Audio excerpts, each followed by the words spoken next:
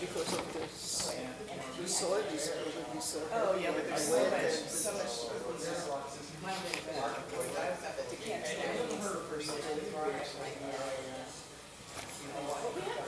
What do you stay up? This is in your interest that we do your But of course. Maybe I should sit Alex to join the effort. You should get out and take it out.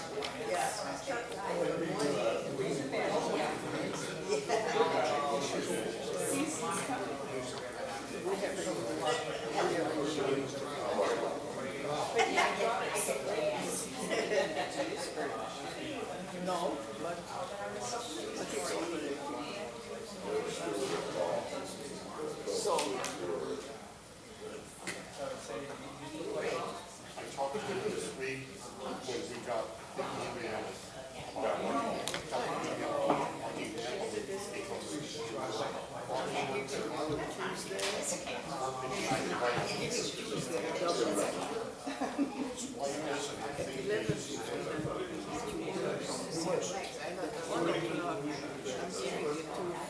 some Israeli volunteers, youngsters. Everyone's enjoying themselves so much, just chatting, having cookies for breakfast. I love it.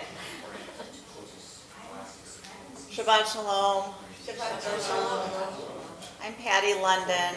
I know most everybody in the room. And Roger asked if I would step in and lead Torah Study. I've done this a couple other times, as some of you have done as well. So it's a real honor when he goes out of town, and I take it very seriously. I do my research. Maya was sending me links to get ready. So I hope that this is a good discussion, and I plan to leave a lot of opportunities for you guys to jump in, because I only have a few pages here for an hour and a half.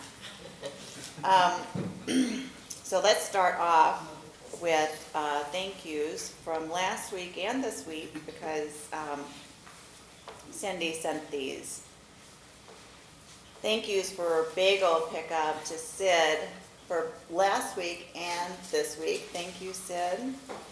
Last week's sponsor for the bagel, Nancy Bronson, was also this week, so thanks, Nancy. And streaming, last week, Eric Shaw, thank you. And, no, I'm sorry, this week, Eric Shaw, last week, Joan and Bob Lustig. So I think that covers the thank yous. And Joan, we have all the bagel pickups covered for the rest of the season, I think. I think everybody has volunteered to do one thing or another. Right. So, the next thing on the list is Roger left his notes here from last week, which is nice. His are like down to here, so I wrote a little outline of mine. Maybe Roger, you'll see the notes next week when you show up. Next on the list is announcements. If anybody has an announcement of things coming up.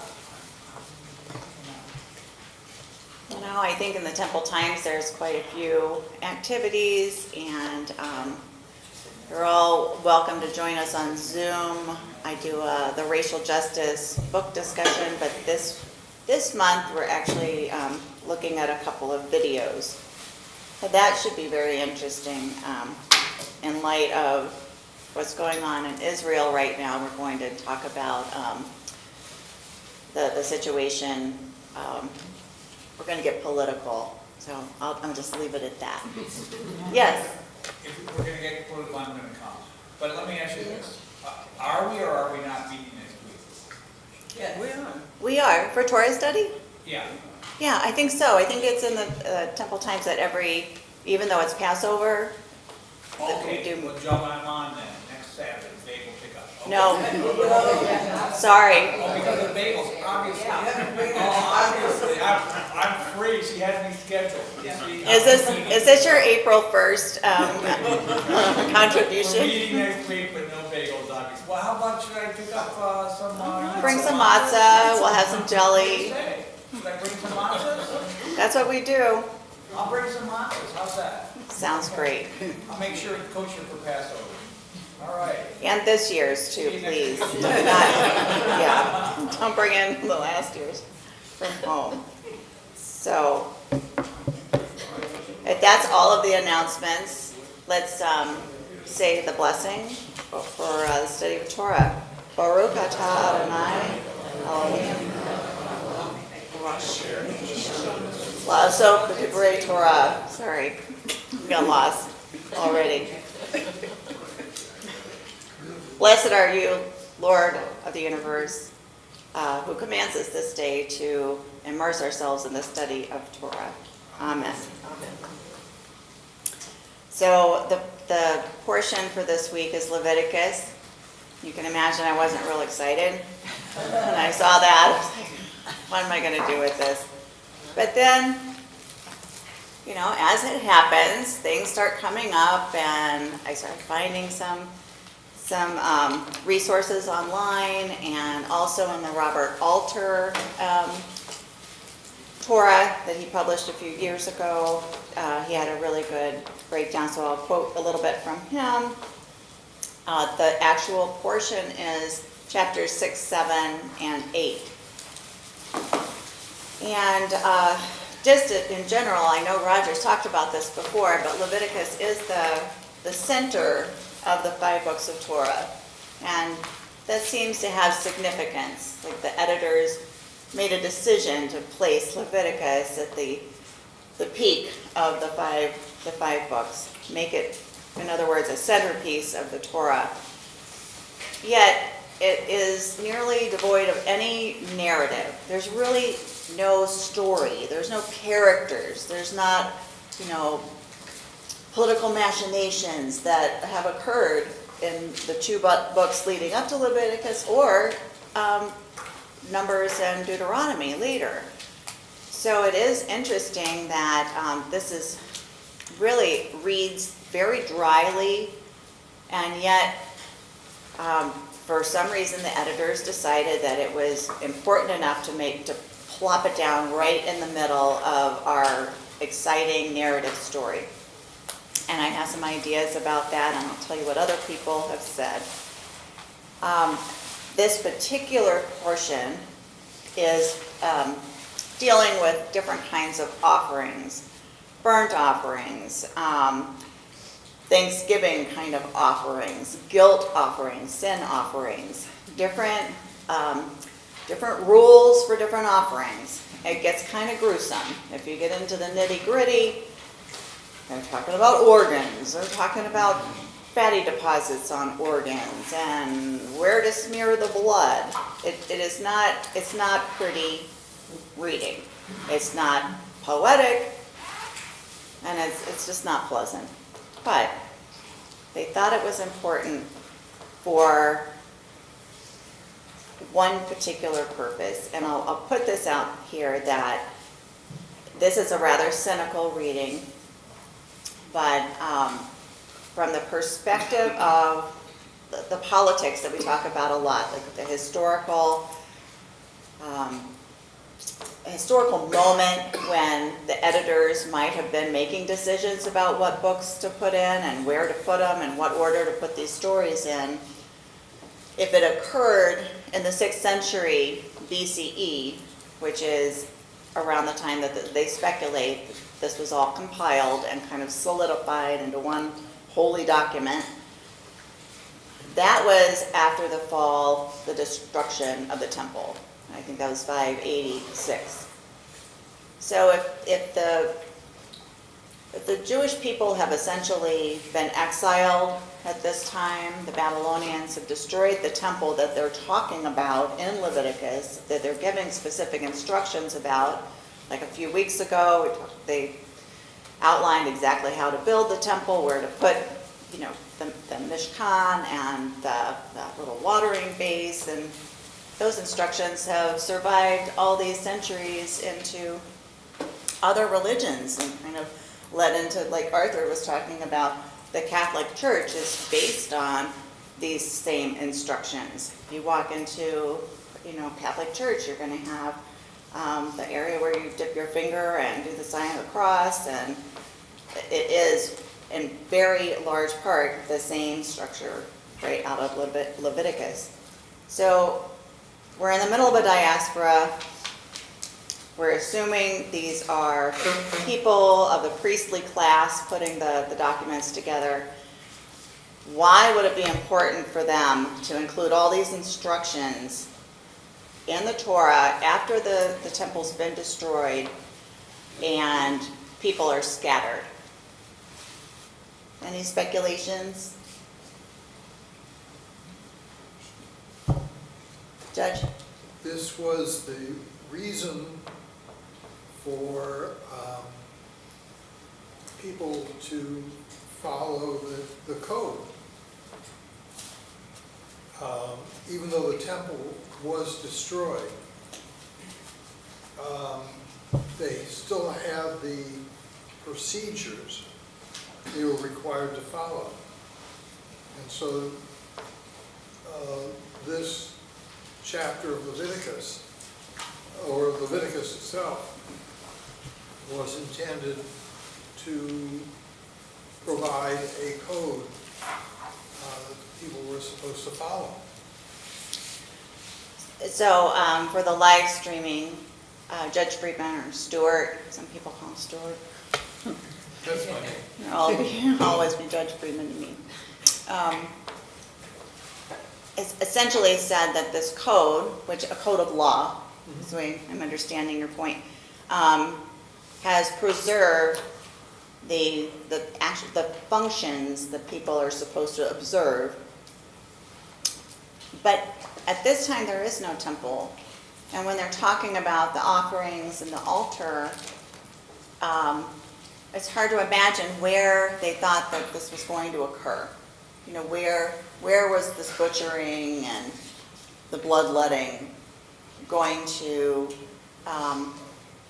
happen, either at that moment or in the future? Any ideas? I'm sorry, I don't know your name. Ron Rosenfield. I view it more as a lest you forget. There's always been the hope that the temple would be rebuilt. Okay, so now we have it rebuilt. What do we do with it? And I think that this is in here as a prophylactic, if you will, so that when the temple is rebuilt, the congregation will have an instruction as to what to do. I think the Kohanim, the priestly class, was in fear that without a memorialization of the exact ritual, the people would forget and perhaps even revert back to paganism. So Ron has said that really it's for the future, to preserve the specifics, so that assuming the temple's going to be built, and that was the assumption they probably were going on, and including it, we need to keep these instructions. And I think very similar to what Judge Friedman has said, these laws preserve the memory, but also a blueprint for later. Scott? Kind of building on what Ron Yeah. said, another possibility, I can see two possibilities. One being that, yes, it would be a way for this decentralized nation to for the priestly class to maintain a centrality to it, to sort of keep their role, to keep their status, preserve it for the future, so that they step right back into that role. Maybe that's sort of a cynical way to look at it, I guess. But So that's what I wrote down. Oh, did you really? And I actually put down the word cynical in my notes. No Right. kidding. So the second thing is something I've read that it has symbolic significance, like the idea of a temple in us, and this is a way to create sort of symbols, I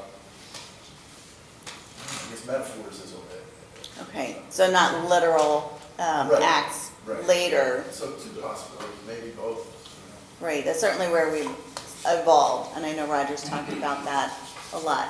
Yeah, Because it's Passover, I find that I'm looking for my mother's recipes to prolong the traditions that have been in my family forever. right. And part of that is a synagogue. I love that analogy.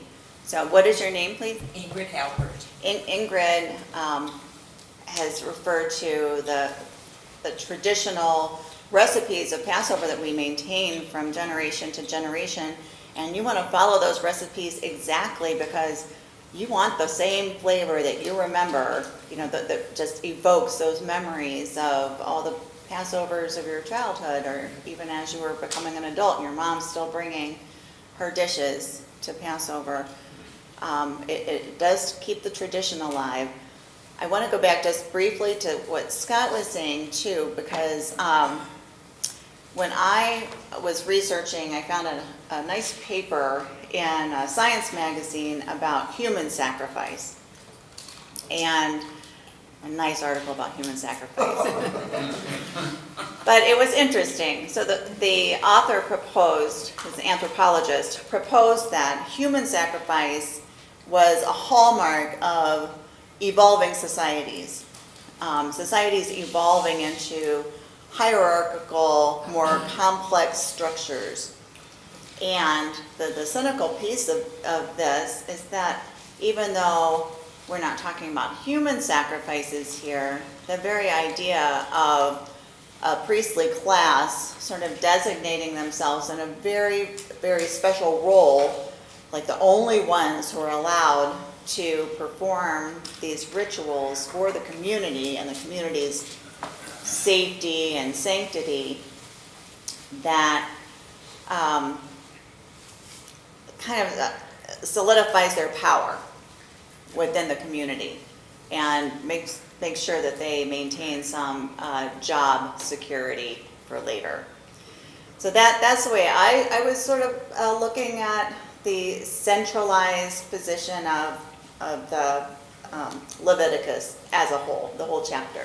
Jim, you had your hand up a little bit ago. Yeah, I always found it interesting that even the priestly class or whoever, two things.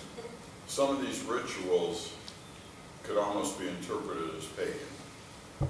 Okay? Mm-hmm. But the other thing is I could never figure out why a person, any of us or any of them, would think somehow God would be pleased that they're killing one of his creations. To this day, I can't figure out who thought that was a good idea. So, other than to keep everybody focused on something, in this case, sacrificing animals, that was the whole point, to keep it cohesive, I guess. Because what else that significant and traumatic would get everybody's attention? That's a lot of As drama. long as I think it is. Apparently these insightful people at the time thought this was a great idea and it would please God. I'm missing the logic. I just don't get it. But that's what they did, and that's what happened. So, to your point, Jim, about what God would want, I thought it was interesting last week when Roger was discussing Leviticus as a whole.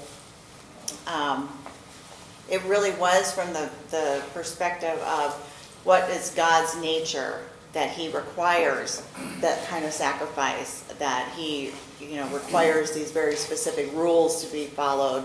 And, is he, I don't think Roger ever used the word vengeful, but I think the drama was part of it. Like right from the stories leading up to this, we've got a God immersed in fire and cloud and very dramatic kind of pyrotechnics with that guy. So it sort of makes sense, to me anyway, that was the kind of ritual that would grab people's attention. And I agree with that piece of it. Yeah, Judge? If we assume that there's a struggle between the priests, Aaron and Moses,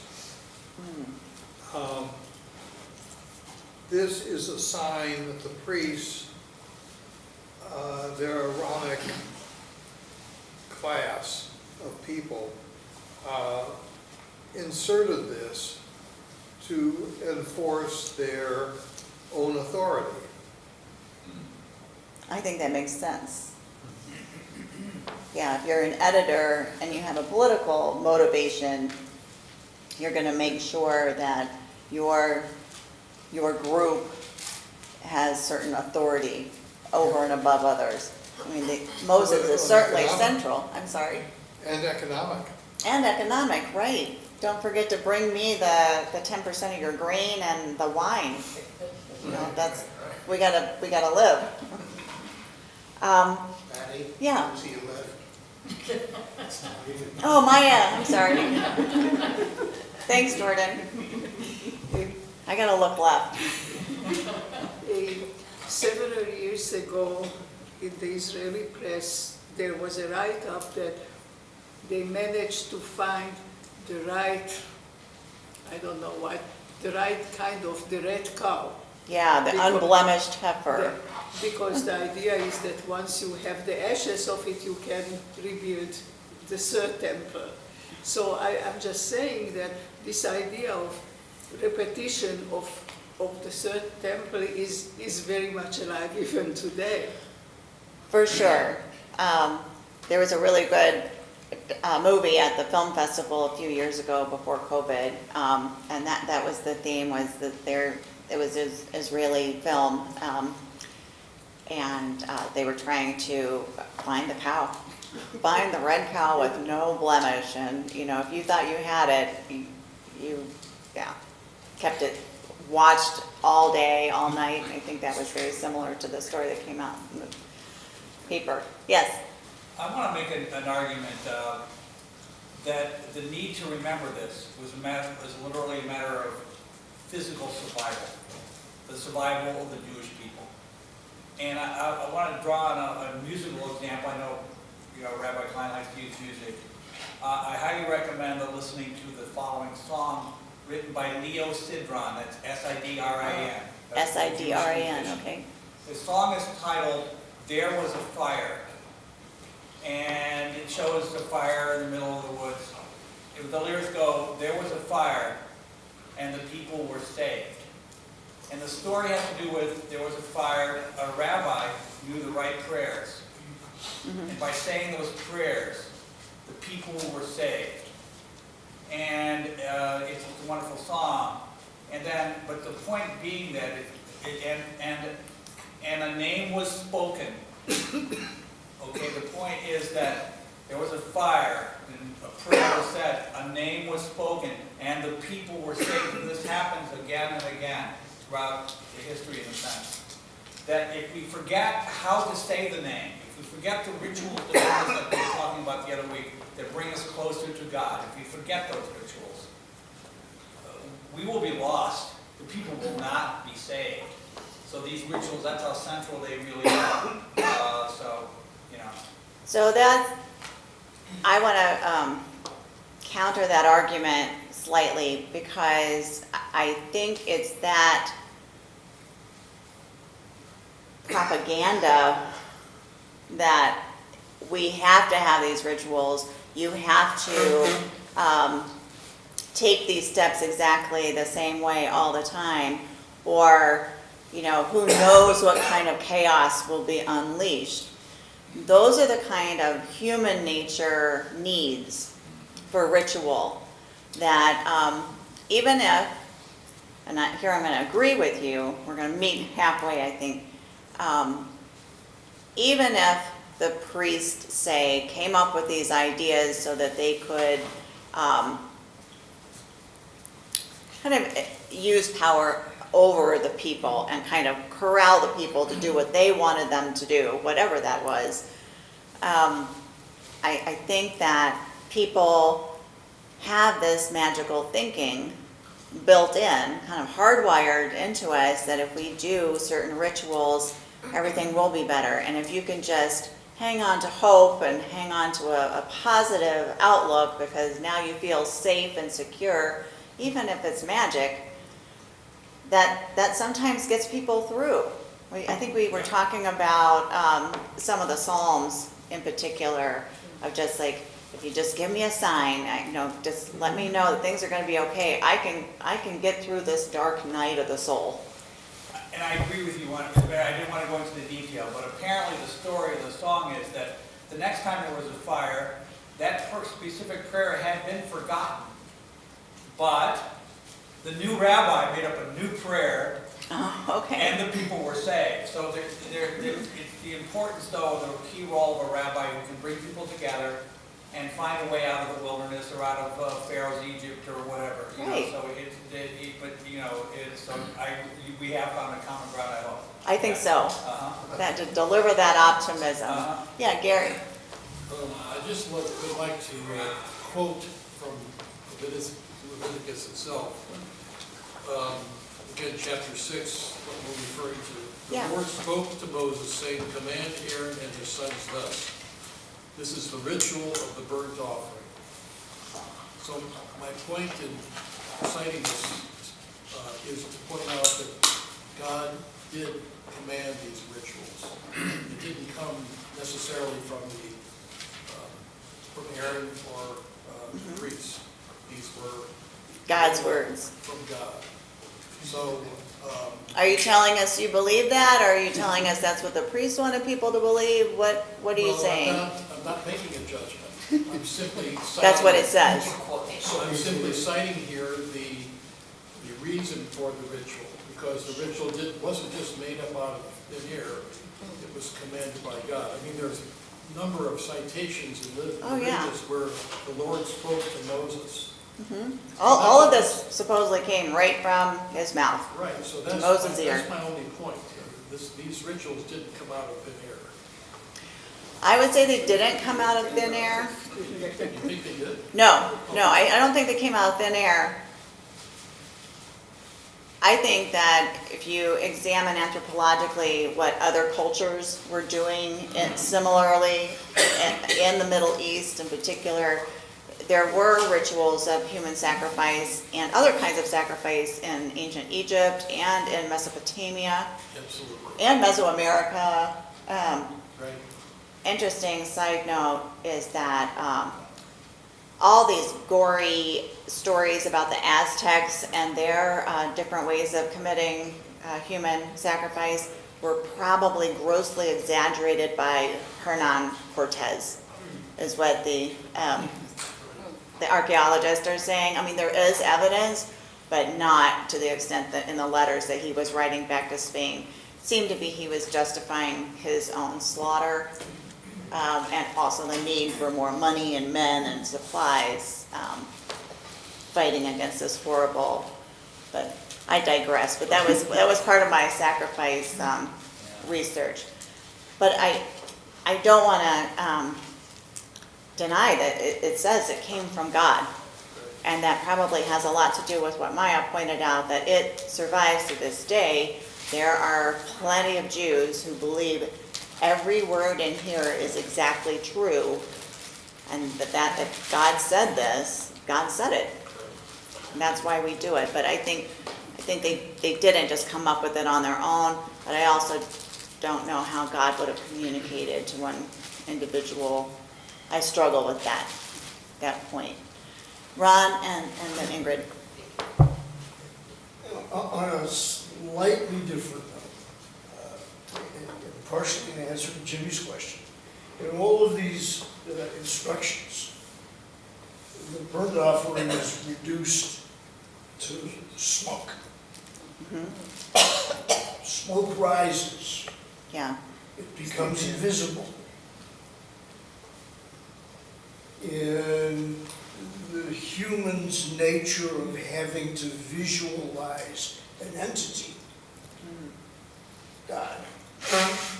One can see where the smoke rising and carrying the little bits of matter would be food for the gods.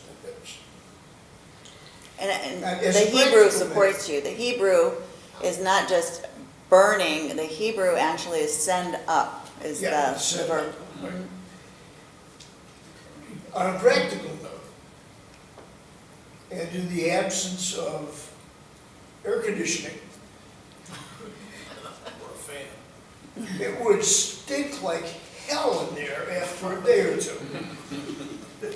If you didn't burn the With The all butcher- of the blood spilling on the ground and splashing on the horns. I mean, it's in an enclosed area in the middle of the desert. It would smell. It would be terrible. The odor of the burning of the offal, which is, according to Leviticus, pleasing to the Lord, right? is something you don't want to experience in real life, because it ain't pleasing to this Lord. So I'm wondering, and to close it on Gary's note, I see a committee sitting around a table meeting and say, wait a minute, where does all this come from? This is absurd. And someone said, ha, came from God. So there it is. Came from God. That's all. How are we gonna get people to do this? Oh, let's say it came from God. God. Yeah.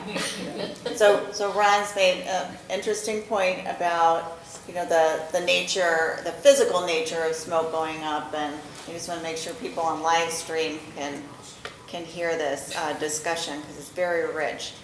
Ingrid, go ahead. I was just going to ask a question or just put it out there. So now we don't do that kind of sacrifice, but there's many Jewish holidays where there's a fast. Mm-hmm. And is that our way of sacrificing our comfort for the day, our food for the day, instead of the Pat, do you participate in that, Ingrid? Do you participate in fasting when it? Seldom. No? Okay. So, but I'm very aware of it. Yeah. On the times when you have, what has been your experience with that? I'm aware of it. So I feel that it came from above, that he wishes for us to fast, Yom Kippur, whatever. Right. Okay. And so I feel that that is my sacrifice to myself, my comfort level. Okay. And so perhaps I'm in compliance. I don't know. Yeah. I think I'm actually way off of my plan. That's why it's Just nice coming to have around you. here. It's nice to have you for that reason. So, but that is part of how I wanted to end the discussion today, is about sacrifices Read and, your notes. yeah. It's at the end, and I thought the ritual is one aspect, because here's how I broke it down in my mind, that Roger was really good about talking about God's expectations and why God might have wanted these specific rules to be set forth.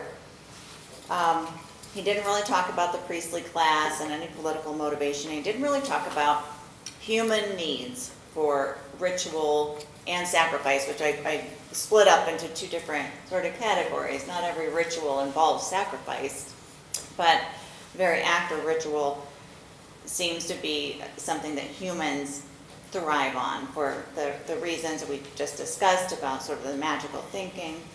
But at the end of my notes, I wanted to bring up Laurie Santos. Dr. Santos is a Yale psychology professor, and she teaches a very interesting open class. Anybody here can attend. It's on the Coursera app.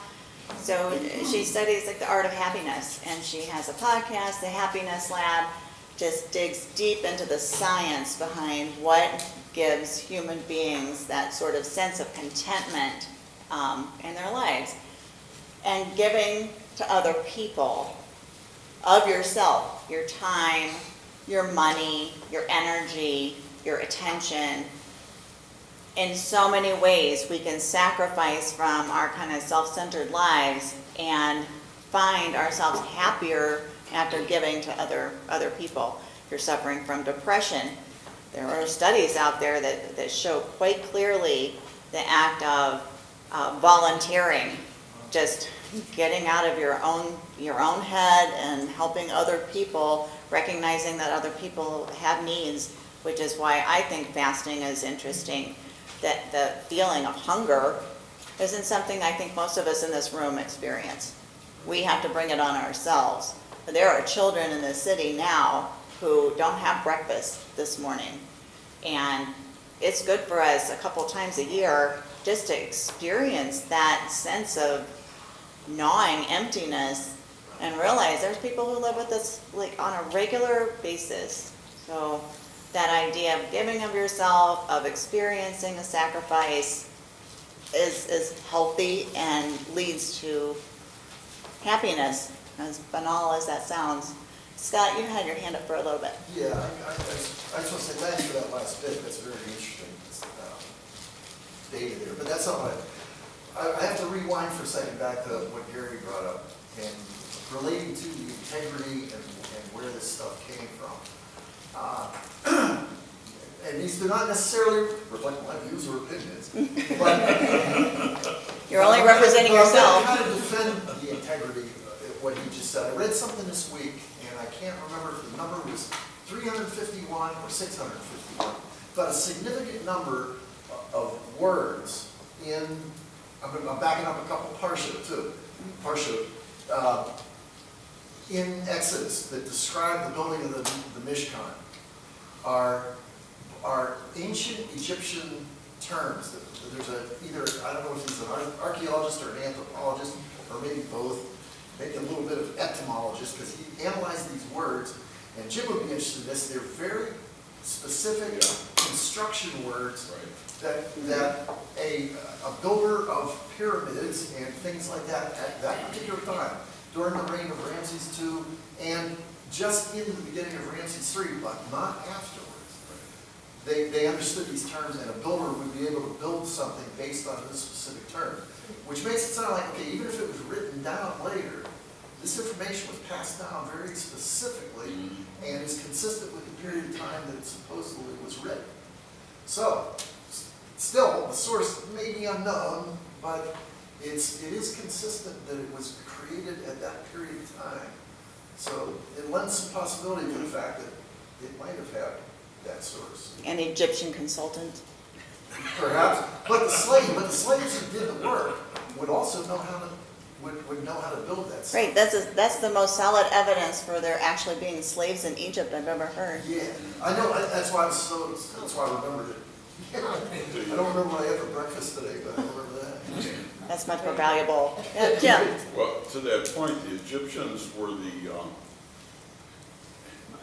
in today's terms, they were very advanced. I believe they were the first society, though there was a king before them that had some building rules, but the Egyptians had very specific building rules and codes, and for not following, the penalty many times was death. If a building failed and somebody got hurt or somebody got killed, the architect and the builder were put to death, and that was codified in their rules.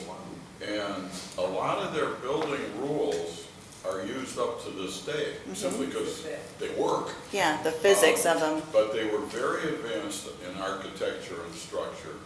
Obviously, the pyramids are still standing. But the other point I want to make was, if you know, because God said it, was the whole premise of the 40-year excursion. God said this land's going to be yours. The people that were there didn't know anything about it until the Hebrews got there. And it's a great excuse, and it works the other way too. When somebody does something really bad, the devil made me do it. I mean, you know, there's two sides to the coin. But it stops the conversation or the argument as soon as somebody says, well, why did you do it? Well, God told me to do it. But there's no more to say. So it worked getting all these people to walk for 40 years, why wouldn't it work for something else? Well, I think it is a necessary preamble to the laws as they're given. You need authority. I mean, we base our authority on the legislature, and they are elected by us. So the laws that we live under supposedly come from ourselves, that we've elected people to come up with those laws, and that's sort of our social contract that we agree to abide by them. But besides the more cynical aspect of, creating a class structure for either job security, for economic reasons, to make sure that the priestly class gets fed and supported, I'd like to switch to some of these other human needs for ritual. There is an anthropologist, I read basically synopsis. She's written some in-depth books, one in particular. Her name is Mary Douglas. She wrote Leviticus as Literature. And it's supposed to be like a seminal composite of like all the research and studies that have been done. I think it was published in 1999. So it's rather, well, it seems recent to me. She really dug deeply into Leviticus, and contrary to what I said initially about there being no narrative structure to it whatsoever, it's rather dry, she finds all kinds of literary notions here. So the theme that Douglas talks about mostly is differentiation. Just like in Genesis, when God is out of this chaos, is separating sky from land, from water, the birds and beasts from humans, and really systematically defining our world and its contents.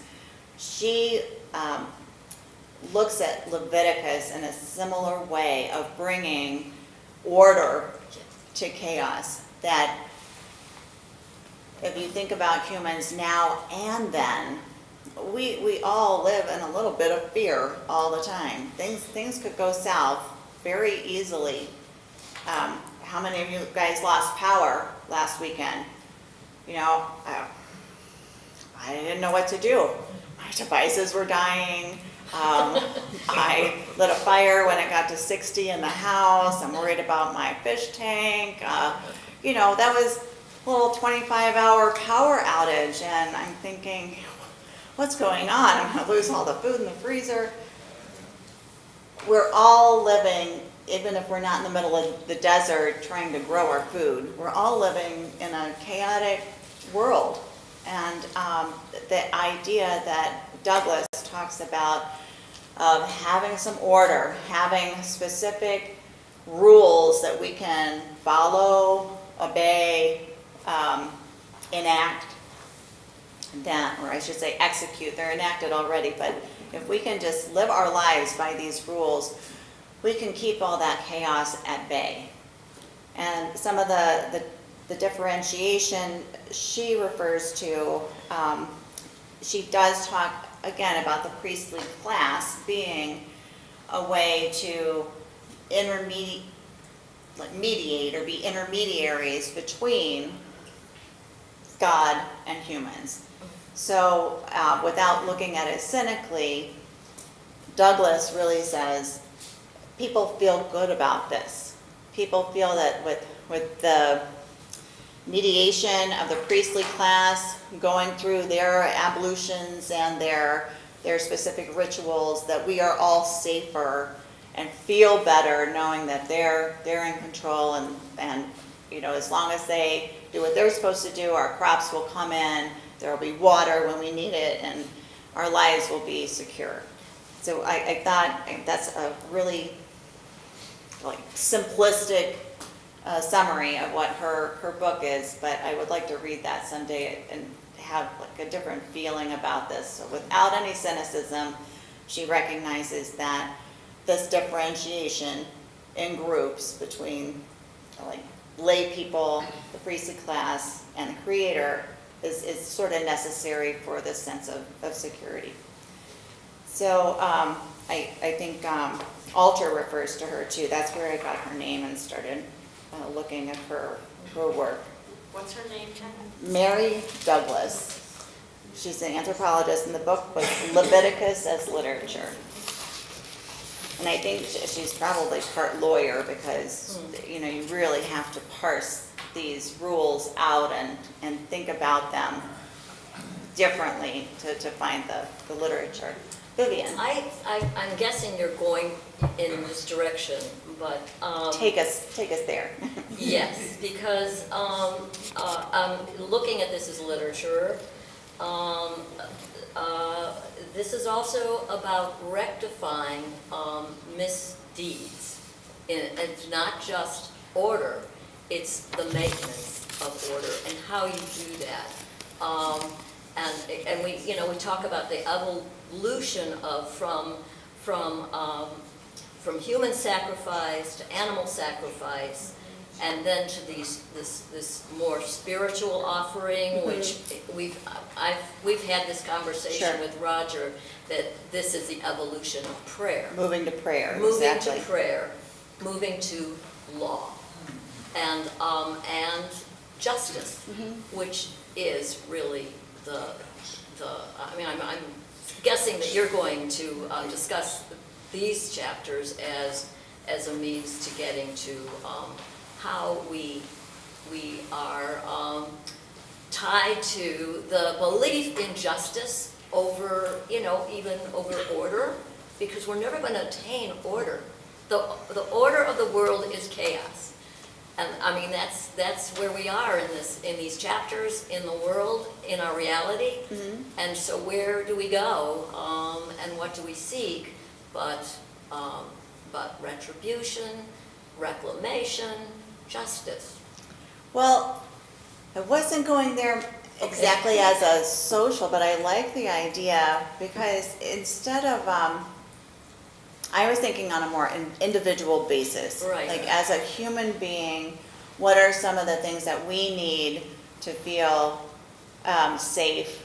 And whether it's the magical thinking of ritual or the sacrifice to give back and feel needed and wanted in that respect.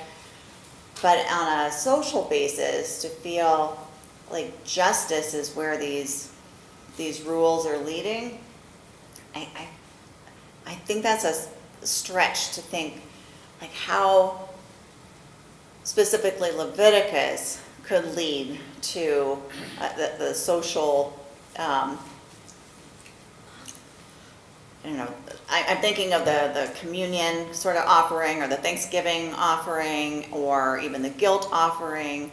I'm seeing those more on an individual basis, but are you saying that as a community we need a structure to offer us the sort of forgiveness that we need inside? I'm suggesting the community is our recipe. That's what, I mean, we haven't gotten here by prayers and thinking. We are here by a community that has a number of, a value and a foundation. That we skid on these words because they are in some ways timeless, but also we have to adjust our reading and our interpretation. So To more metaphorical yeah, but I think meaning. these, you know, from Exodus on, we're talking about the evolution of a people and how we come from family to community to people. And now we can discuss nation and with some head scratching and pounding. But yeah, that's Okay. my contention. Yeah, I'm seeing how you're getting there, because at least at the beginning, you don't know how to kind of solve the guilt that you're carrying around. But this gives you access to ritual, to the priestly involvement, that you can bring your grain, bring your heifer, blemished or unblemished, to be slaughtered, and in that way obtain the forgiveness that you don't really know how to get on your own. where do you think we are now with that? Do you Now? feel, yeah, What do do you you mean? feel in our evolution that this community offers us a way to expiate our sins, or where are we now? Well, I'm gonna go back to, passing moments when, in Exodus. Uh-huh. Where we have these glimmers, and then you have to reinvent, you have to keep going, you have to keep studying. This is a process, it is not, where are we now? We ask that We're in the now. middle of a process Well, still. we all, that's something of a human condition. Where, Yeah. you know, no, So I come from a Catholic background. That question was loaded, actually, for everyone who's, raised Jewish here, that, as a Catholic, and Arthur can understand where I'm coming from, you can't just get forgiveness because you want it. You can't go out and just Right. tell somebody you're sorry. You have to go to a man, and it's always a man, and, a booth behind a screen, and tell him exactly what you did wrong and why you're sorry. And then you get to, go do your Hail Marys on your rosary, and that allows you to feel free again. And, think about, okay, a 10-year-old, he was 9, 10, you're coming up with stuff. What have I done wrong this week, and go in and you have to tell this person you know who he is, but it's kind of scary. You can't see him. You just hear this disembodied voice telling you. I don't feel that way about the Jewish religion that I've chosen, that you need. I don't need this community to gain forgiveness. I need this community for a lot of other things, but not to banish the chaos or find forgiveness or other things that they might have, the way this might have started. Yes? I think it's interesting, the choice to put Leviticus into the canon, then knowing it's central and it can't be touched for time. It tells us as a modern people what an early peoples were, how they perceived God, how God perceived the people, and what was necessary at that point. So now as we look and go, why would you be slaughtering and rubbing blood and doing all of this? As much, those people would have looked at us and said, what, you're just doing it in your head? Yeah. So it gives us perspective that we aren't the same people, nor is God understood to be the same entity. Mm-hmm. And we can see by this evidence the evolution of a people. And Except for everybody Maya was referring to earlier. There are a lot of people who But I would say that still probably in a think this is- minority, and I live in the middle of the Orthodox community who believe every single word, but I don't But they think don't they do really, this. really do. Right. Or it's very selective, profoundly selective. They spend a lot more time as a modern people would do doing things in their head. Mhm. Okay. And it just shows we're not the same people anymore. With it, there's been a change. and We are, but mostly in this Yeah. sort of regard, we're not. so that's where I was heading with a more individualized, almost studying us as humans. What is it about being a human that needs ritual, magic, and sacrifice? So those are the things I think about, and I think that a lot of this sort of is, how do I want to say this, understood by the priestly class in a way that seems to me pretty advanced for an ancient people. And they understood things, I think, pretty deeply about human nature, and coming up with these rules and rituals. Yeah, Cindy. In terms of the modern world, in terms of community and chaos, I think the rise of autocracies in so many countries, whether it's Poland or Hungary or whatever, is that need for someone in charge to their perception to control the chaos. And that's why I think in a chaotic world which we live in now, that's why you see simultaneously the rise of autocratic rulers, Russia, Poland, Hungary, the list goes on. Israel, but yeah, for whatever, and, you know, God knows, God forbid in America. So that maybe in a sense, what was the priestly class in, you know, in 586 BC and beyond is replicated today in the rise of autocratic leaders.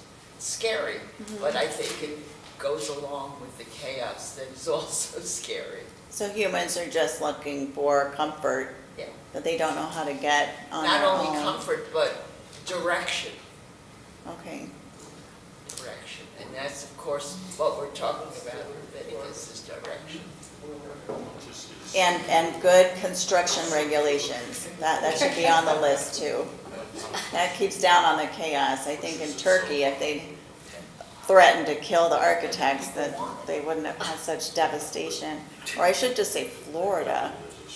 You know, things are going badly down there too. Malcolm, did you have your hand up? Yeah, I read for this week from Rabbi Jonathan Sad's Essays on Ethics, his treatment of this parsha, and he titles it as, the title of his essay is Violence in the Sacred. And his construction, which I think bears on some of what we've been talking about, is that God views man as violent by nature. And that innate or inherent violent behavior is in some ways compartmentalized through not human sacrifice, but by animal sacrifice.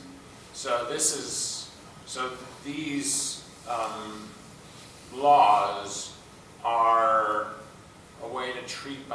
He also talks about man's passion for vengeance, and this sacrifice of animals is a more orderly and less violent way to address some of man's passions.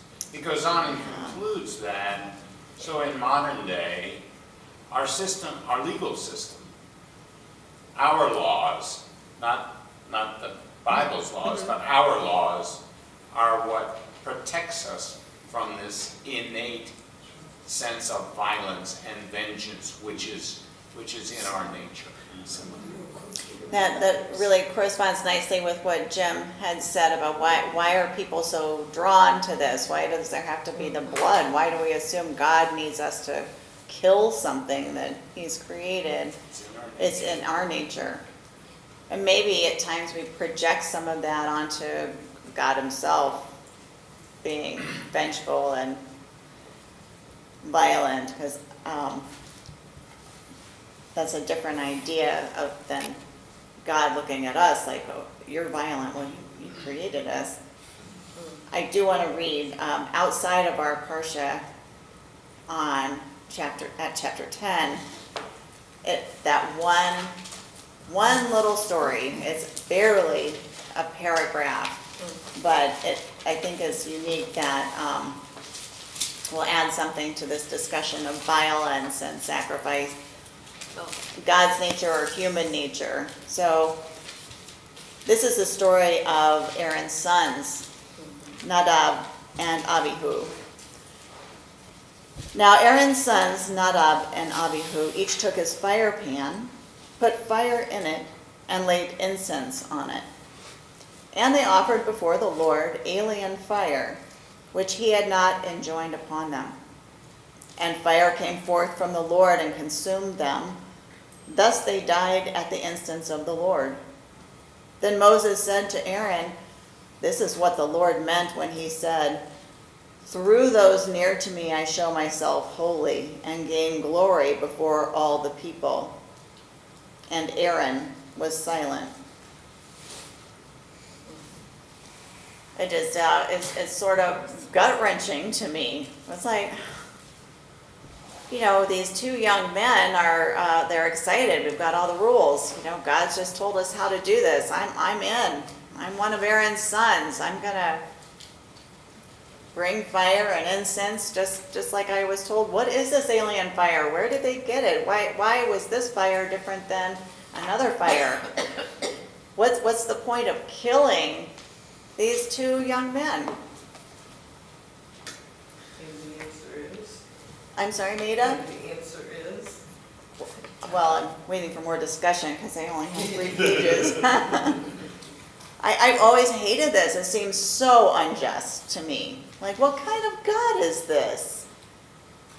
And how do you describe what alien fire is as compared to this fire? Right. And who is Moses to come over and kind of rub it in his brother's face? Doesn't it seem rather hurtful? That's clearly what God meant, is, only of the holy people, your sons weren't holy enough. Ouch. And Aaron was silent. I know he's got some other sons, but that's gotta be awful. Maya. I'm baffled by it, and I was wondering if you say, I think today, that God took those who are close to him. Oh. I don't know, I'm just figuring out why. Yeah, that's what you tell people to make them feel a little better when they've lost a loved one. Yeah. Susan? I have a note from past discussion that Aaron was being punished. This is a midrash. Aaron was being punished as father of Nadab and Abihu for his role in the golden calf. Ah, okay. So other rabbis came up with that as a, the sins of the father visited. On the sons. Yeah. I Could be think the it. hint is right in the middle of the paragraph. He had not enjoined upon them. They were not called. There are no holy priests. And Moses was called every time. And they took the initiative, misunderstanding their role. So they offered the fire. I understand the calling, because Which he Rabbi had Klein not talked about that last week. Pardon? Rabbi Klein talked about, you have to be called. You can't just Yeah, walk into the right. Holy of Holies. Yeah, they walked in. They were not there, they were not supposed to be there. But they are Aaron's sons. I mean, they're trying to do their job. But the question is, what was their job? Yeah, I don't know where they got the fire. Right. They, you could read that as pride or yeah. Hubris, right. That tragically, they were instantly punished. Icarus. Right. Stuart, what do you think? If your child does something wrong, is it your job to kill the child, or do you teach the child? You use that as a teaching moment. If your dog does something wrong, do you kill the dog? I think this is... Clap loudly and scare them. I think this is needlessly vindictive. It feels that way. Yeah. But what if let's just pretend that it's just a story. And somebody wrote this with a motive. My theory is, after doing my human sacrifice research, that the ancient Israelites didn't need human sacrifice because they had sort of the threat of it hanging over them all the time. This idea, if the priest wrote the story, and the idea is nobody but those who really know what they're doing should even try any of these rituals, because remember what happened to Nadab and Abihu.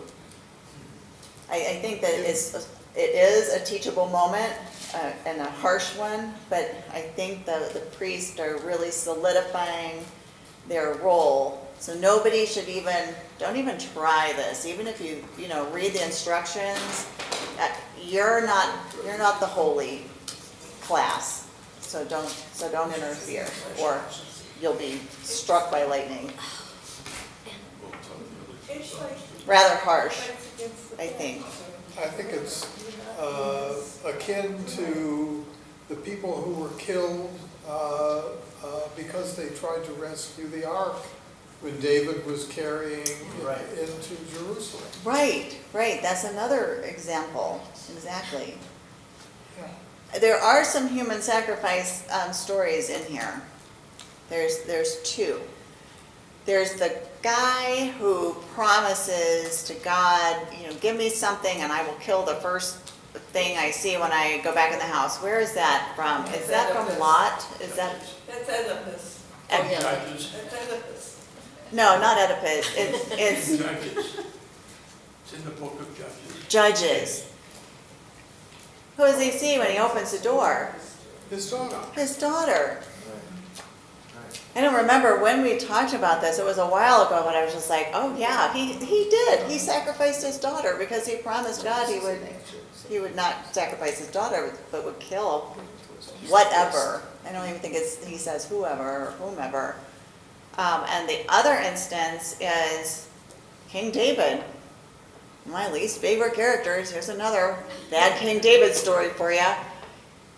I guess there were a series of droughts reported, and King David was told to bring children of Saul, and I think they were grandchildren, like the grandchildren of his two sons, and he turned them over to his enemies, or he negotiated with this other group of people, and they were all hanged. So, and he knew what was going to happen to Saul's grandchildren. And I consider that an act of human sacrifice, even though it was committed by a ruler, because it fits right in with the Mesoamerican sacrifices, what was going on in ancient Egypt and Mesopotamia.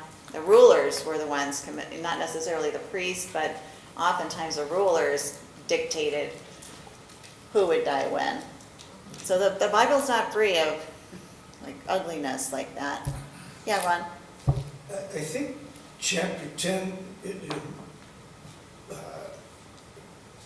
paragraph 1, explains what alien fire is, and it absolutely solidifies your theory of, as Jimmy just put it, don't do this at home, we are trained professionals. Not trained at home. Now Aaron's sons each took a fire pan, put a fire in and laid incense, and offered before the Lord alien fire, which the Lord had not enjoined upon them. This is not a fire pursuant to a sacrificial order. This is alien. I didn't tell you to do this. I didn't ask for this. Shame on you. Oh, to hell with it, I'll burn you to death. But I think that answers the question of what is meant by alien fire.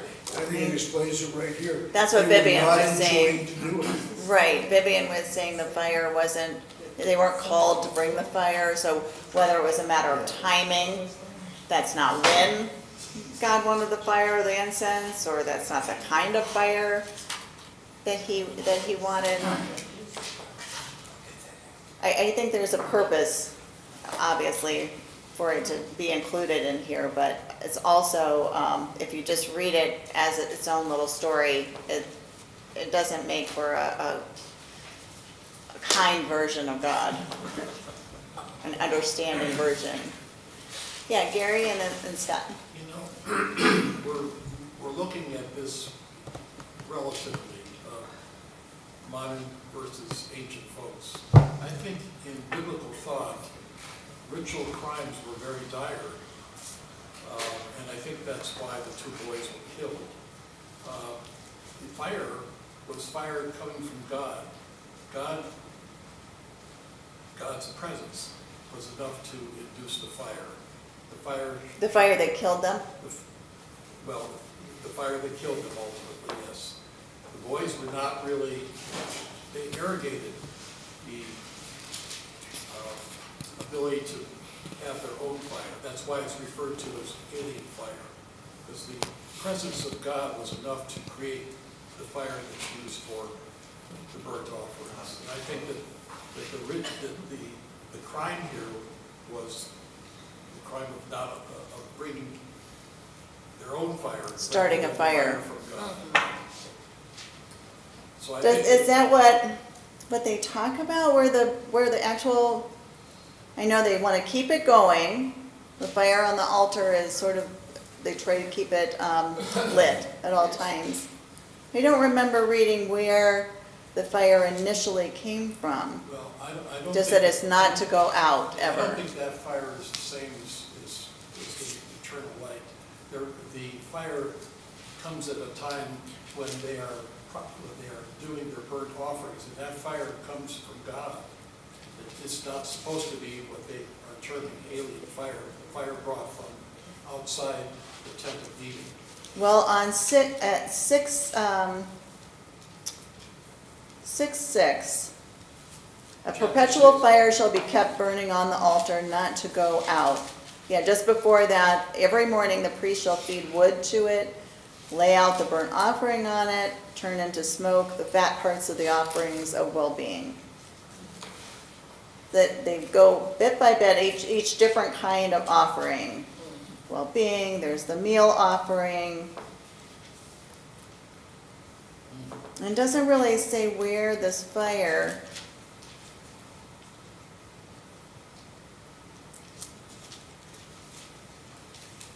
the offering.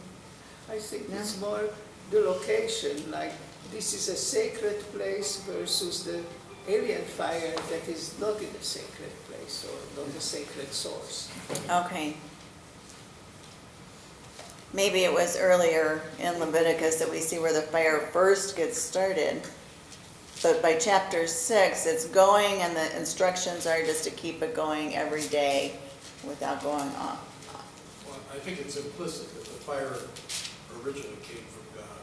You know, whether it's perpetual or whether it occurs with each burnt offering, it's not clear, but Yeah, that's the origin. Right. Well, if you see that, if you find that in here, that'll be interesting. I'll let it go on. Well, as a story, it makes most sense to me as written as a warning, as the teachable moment that Judge Friedman points out. Scott? Yeah, this is building on what Gary just said once again. I'm hoping somebody else remembers where this is, but somewhere prior to this, in two places, there's a recipe that's given for one of these offerings, and it says, you know, put this, do this, so many parts of this, and don't do this like Ron said, don't do this at home. You know, this is for the priests to do, and don't bring it. And there's another caution, I think it's back when we're talking about the Mishkan, or maybe earlier here in Leviticus, where they say, you know, like you had mentioned, there's holy places, and within the temple, there are places that are more holy than others, you know, as you get closer to the ark, right? And it says, you know, don't go there lest you die, you know, so there's two places that kind of caution you that there's dire consequences for defiling this place. So that may be the case, you know, that it's sort of a natural thing. It's you know, this is a feature of physics somehow, or you know, this is going to happen if you violate this law. You're dead. Just like if you violate the law of gravity and jump off something. So it does feel very almost schizophrenic that these laws are put out there and you have to obey them at risk of death. Right. But at the same time, the effect tends to be to make a community feel more safe and secure. You know, they feel like they have to sort of have the heavy-handed threat just to make sure that all the rules are followed. But the overall effect is that everybody feels like, okay, the rules are being followed, then we're gonna be fine. We're gonna have enough food. There's not gonna be another flood. You know, Unfortunately, yeah, that seems to be the right conclusion to me. Jean? I feel that this was a cover-up. And Jean says it was a cover-up. yes, not only this, but other accidents that happened. People said, why did these sons die? And the rabbis or whoever had to come up with an answer. And while they were at it, they made it a teaching moment, as had been said before. So, and that's happened maybe when the boy touched the ark when it was falling, and then he died. Okay, what answer can we come up with? Yeah, I think it was just a cover-up. And all the discussion we're having is valid, but that's how it got in there in the first place. An accident that has no explanation. So they were playing with fire. They were playing with fire. And something happened and became a teachable moment. Right. So in your world, these stories are true. Like probably something happened that turned into an oral tradition that people repeated generation after generation. Everybody knew about Nadab and Abihu, but originally it was probably just an accident. I like that. Jim? Isn't. But what I'm getting out of this whole thing is fear is, was, and will be the motivating factor because it's in all of us. Every culture that I can think of did whatever ritual they did based out of fear that what might happen if they didn't do it. And there's also the reverse of that, like the Native Americans, when there was a drought, they danced around until it rained. You know, and now modern day, you know, God forbid somebody's sick, we pray and pray and pray that they get better. Yeah. But it's out of fear that if we don't do these things, it's going to even be worse. And I, you know, I understand, and I think we all understand the motivation of fear. And it gets back to the fact that we really don't have control of a whole hell of a lot. And so we got to find a way to get around that, and that is, if we don't do this, if we don't appease this fear we made up, it's going to be worse than it is. So the fear is real, and Fear is it's very constant. It's been throughout the ages before this was written down. This is my Torah iPad. And it's the impetus behind law. Right. So that was Don't Mary do what the Douglas's rule is, point. something bad's going to happen to you. Mary Douglas's point was that sort of bringing order through differentiation, by bringing order either through a social hierarchy and establishing roles and responsibilities, or even order through the specifics of the ritual and the location, and everything has to be just right. That's the kind of sense of security humans need. We need to know that everything's in its place, and you don't have to be OCD to feel like you just need everything sort of calm and, you know, not cluttered, and in a bigger sense, the chaos will be at bay if we can maintain that order. Okay. And that's her whole theory about Leviticus, which makes sense, and it makes sense that either the priestly class or God or both want human beings to feel safe. They want humans to feel secure.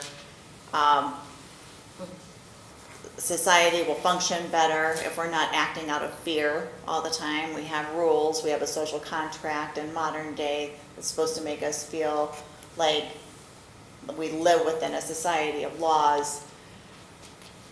And that's where Leviticus really started, setting these out. It seems gruesome, it seems strange to read about, the organs and the blood.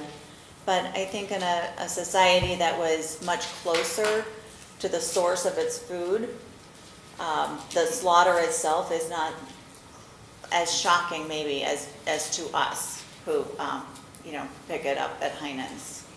Yeah, once again. Last night, I read something truly profound that one of my students wrote. What do you teach? I teach social. And she was talking about the film Tangerine, the transgender woman. Mm-hmm. And she said, they found safety in each other. And I was so struck by that. They found safety in each other. So when you say God wants us to feel safe, and how do we produce safety? Well, they found safety in each other, the two people. Mm-hmm. And I thought, wow, we find safety as a community in each other. Coming back to my previous comment on literal survival, that we literally need to find safety in each other.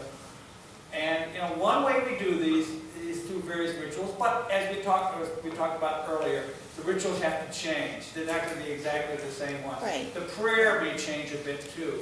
How we say the name may change. But in the absence of anything, then, like was being said, it will be chaos, and our more evil impulses will begin to rule. So but I just sort of thought that was striking that the student wrote that. Yeah. And even two people you can find, community.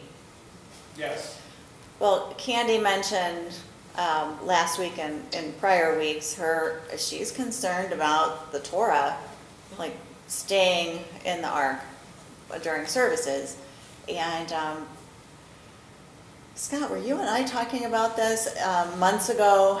And I finally asked Rabbi Klein before Candy was bringing it up. I'm like, what's up with the Torah? We don't get to touch it with our prayer books, and he just says it's a matter of timing. It's it doesn't always work out. And I think what I wanted to bring up about the security in community in relation to what Candy keeps bringing up is that we don't like change. Human beings don't like change. Although that's just the nature of everything. Everything changes. It's changing from moment to moment. As we're sitting here, change is happening. So when we don't bring the Torah out anymore, there's a change in our expectations, our ritual, and that is so important to us as humans coming in. And we're expecting it to be like it was last week, and the week before, and the week before, because that's what we need on a Friday night after a long week. We want the service that we have come to know and need as humans. That's just a typical response. Yeah. Just one more quick thing. Sure. We actually start the course with a sort of a video discussion amongst ourselves, comments on the song "Everything Must Change" by Nina Simone. Oh. But I just wanted to say, it was the night before last that I read this. I tried not to read during service? Friday night. Yeah, so, yeah, there we go. Yeah, I meant to watch last night's too. Number one, to see if any insights into this portion came out, and also to see Sue Koleski's. Oh, it was wonderful. But, like I said earlier, it was the NCAA Women's Final Four, and Iowa was playing, and I didn't find time. I am gonna go back and watch last night's service, though. Sue? Well, thanks to Google, I found out where fire started. Oh, good, thanks. It was chapter 15 of Genesis, verse 17. When the sun set and it was very dark, there appeared a smoking oven and a flaming torch which passed between those pieces, and those pieces were ritual sacrifice pieces. So God did the first burning. You said on 17? Wait a minute. No, chapter 15. Oh, 15. 17. Oh, 15, 17. Sorry.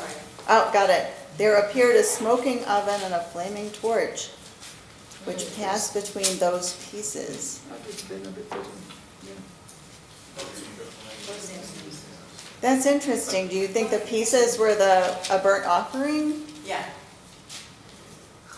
They were described before that. Oh, okay.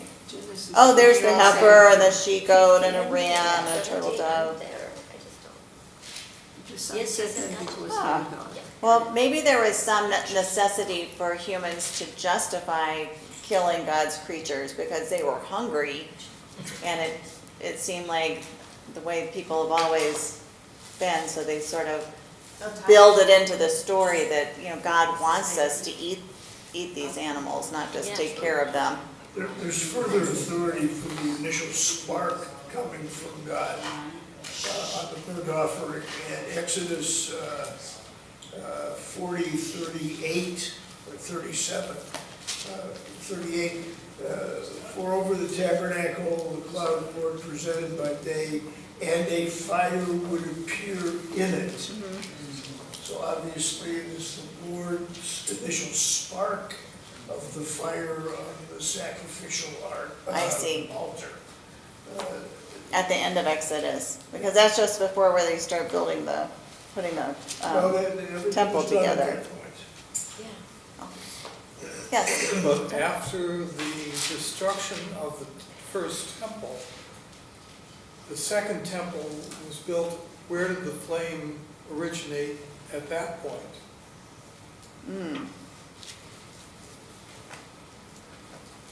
Beck? I don't know. Did the priests know that the temple was going to be destroyed and I think not. preserve the fire and carry the fire? I don't think so. No. Yeah, it's an interesting part of the story, but it really helps to explain where the alien fire was differentiated. And it does sort of make sense that there's so many references to this is holy, but this is not. That's the splitting up that Douglas talks about. Profane, holy, kosher, treif, because later in Leviticus you're going to get all the dietary laws. You're going to get the laws about who you're allowed to sleep with, because at some point in time humans didn't know that. I guess we've learned it by now, hopefully. Well, not everybody. But those rules of defining how to live your day-to-day life, what's allowed, what's not allowed, and it does seem to bring some order. It becomes less ritual later in Leviticus when you're talking more about the individual daily rules of life, and not about what the priests are up to and what their laws are. But the 3 chapters for today, I think, solely focus on the offering system. How to do it, what kind of offerings, the function of the offerings to really bring, like we were talking about earlier, the forgiveness or the expiation of sins. Also to say thank you is an important piece, and we just evolve those into our prayer system. However we say prayers, you say thank you, can I have this? Oh, and thank you again. Praise, this is what I need. wrap up with a thank you. Yeah, the same idea I think is built into some of these offering systems. Let me see if I covered everything in my notes. So does anyone, well, actually, we're out of time. Does anyone have any last thoughts about this? Thanks for all your contributions to the discussion. It was very rich. You guys, it just. Thank you. Thank you.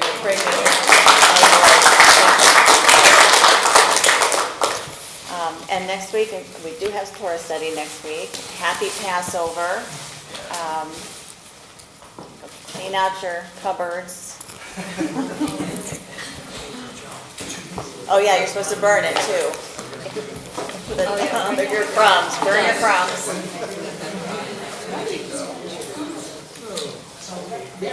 That's great. Great. Shabbat Shalom. I was speed reading this in context with what comes before it. 8 and 9. That is important. Well, it's very, very, I don't know when Aaron's sons are first discussed, but 8, the Lord spoke to Moses saying, take Aaron along with his sons. And then they get anointed, all this stuff goes in, right? And Aaron and his sons did all the things that the Lord had commanded through Moses. Then you get to 9, and it's the people's offering. Again, all the ritual down. And Aaron lifted his hands toward the people and blessed them, and he stepped, this is the people's offering. And went to the tent meeting, all this is in order, burnt offering, fire, and the presence of the Lord appeared to all the people. Fire came forth from before the Lord and consumed the burnt offering and the fat parts of the altar. And all the people saw and shouted and fell to their faces. So you have the perfect ritual, and then boom, this gets overstepping, and the tragedy of the silent Aaron. You feel that intensely, but remember, Aaron is a punishment, or possibly, but he's also because, as we understand, from there will be no other Moses calling the Lord to the people. It's now Aaron's job, and Aaron is so his silence. I mean, this to me makes absolute sense, and I love it as a metaphor for, cautionary tale. There are no holy men in our community. Yeah, well, authority where we find, it's so good. It's so good. Yes. No, it's fine. Yeah, you're great. I mean, you can battle Joshua, I can think of David. I haven't read that much. I've been coming here for. Yeah. Do you need to take this? I'm going to leave that for Rabbi Klein. Those are my You notes did. for, put my outline. Okay. We covered everything. You did. And you thought that wasn't gonna be enough? Oh, it's great. You did a fantastic job. It's really interesting.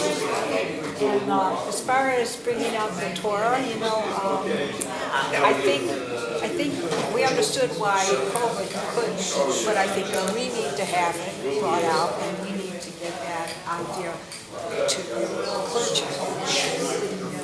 They don't think it's. I kind of did that with Rabbi Klein. Was it last week or a couple weeks ago? I can't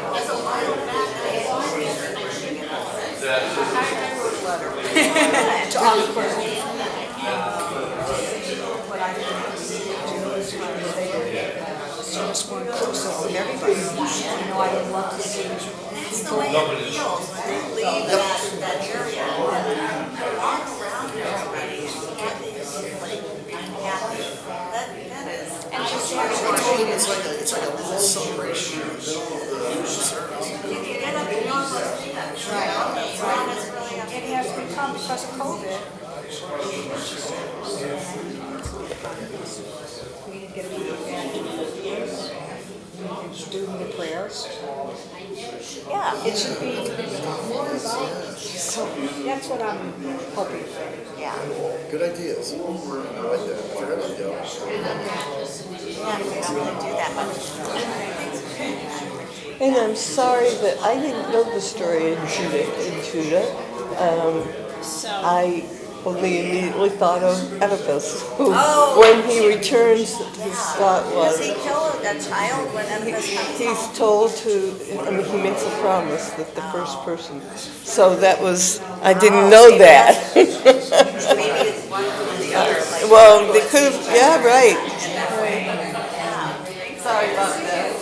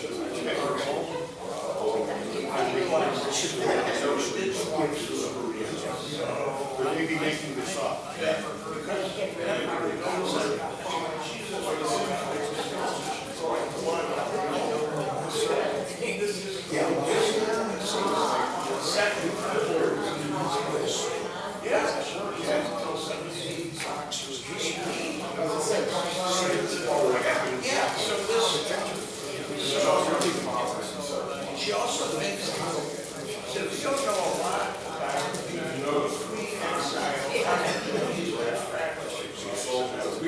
She thinks there's a lot of their local mystical machines. And part of the Bible is so I have two big ones, although there is one child, salvos, there are instances, and she thinks that may have been sort of a standard practice of no, because that but, yeah, so it's interesting, and then she talks about, I think it was two sons. She even, the way lay Yes, sometimes they keep feeding, I got to get to That guy down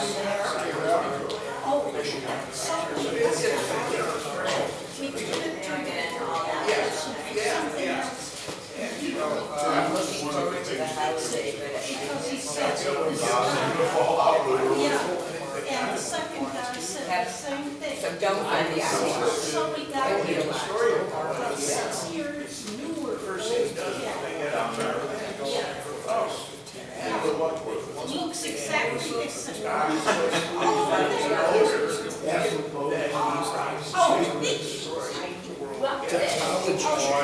It worked, you know, I wasn't sure.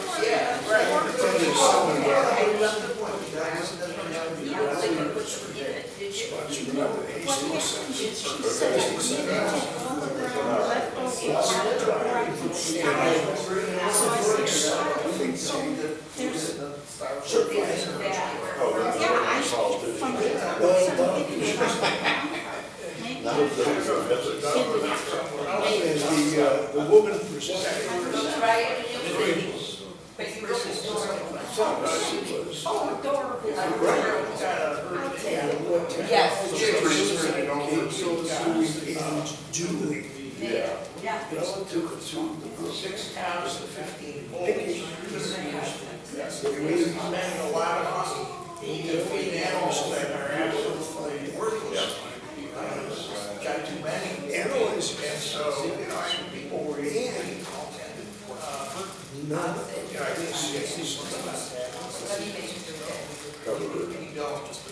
If this harvest We can't even cut up a chicken, we have to butcher it. 12 pieces.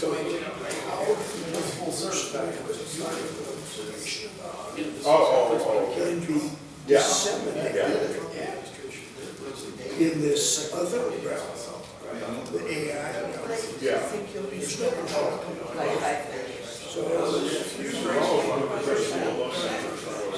That's right. So if you assert that one is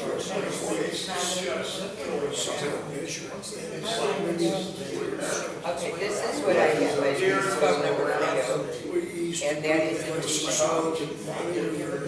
email. And let me see if I get my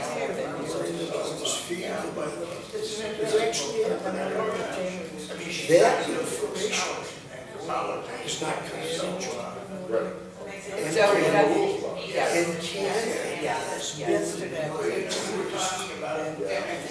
so there's a cell doing mental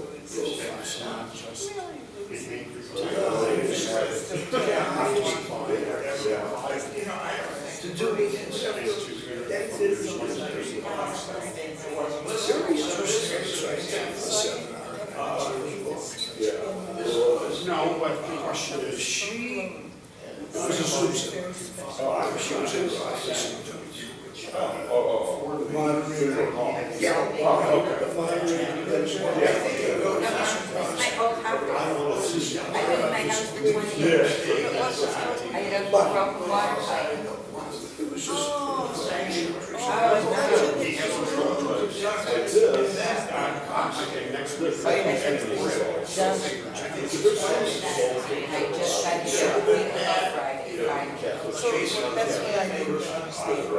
You know what?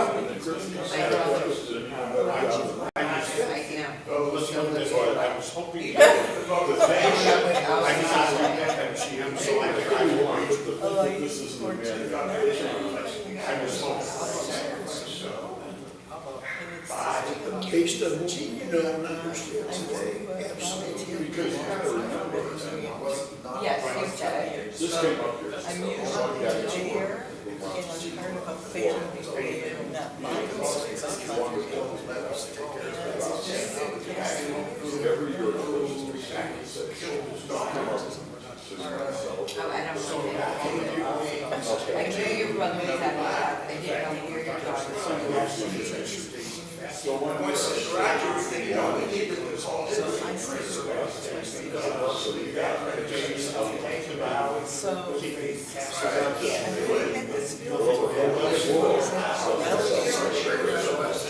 That's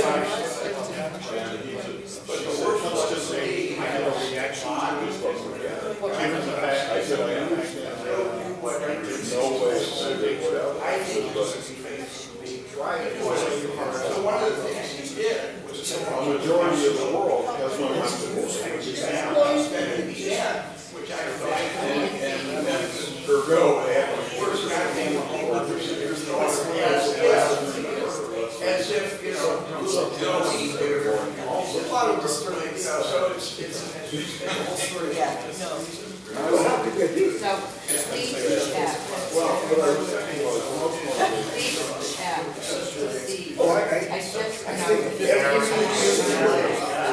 just my brother and